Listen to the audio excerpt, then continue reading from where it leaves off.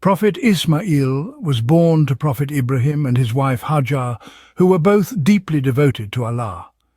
Ibrahim and Hajar lived in the ancient city of Mecca, Makkah, where Ibrahim had been commanded by Allah to take Hajar and their infant son Ismaeel to settle in the barren valley of Mecca, near the site of the Kaaba.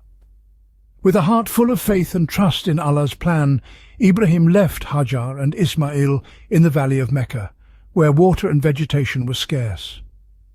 As their provisions dwindled, Hajar became anxious, and in her desperation she ran between the hills of Safa and Marwa in search of water for her thirsty son. Moved by Hajar's unwavering faith and devotion, Allah provided a miraculous spring of water known as Zamzam, which emerged at the feet of the infant Ismaeel. This blessed spring would become a source of sustenance and blessing for generations to come, and the site of the Kaaba would later become the holiest sanctuary in Islam.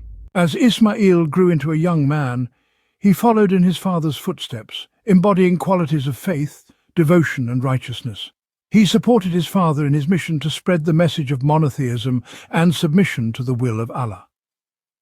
One of the most significant events in Ismaeel's life occurred when he and his father Ibrahim were commanded by Allah to build the Kaaba as a place of worship for all believers. Working together with his father, Ismaeel laid the foundation stones of the sacred sanctuary, contributing to its construction with devotion and humility. Ismaeel's unwavering faith and obedience to Allah were further demonstrated when he willingly agreed to be sacrificed by his father in obedience to Allah's command. However, just as Ibrahim was about to carry out the sacrifice, Allah intervened and provided a ram as a substitute, sparing Ismaeel's life.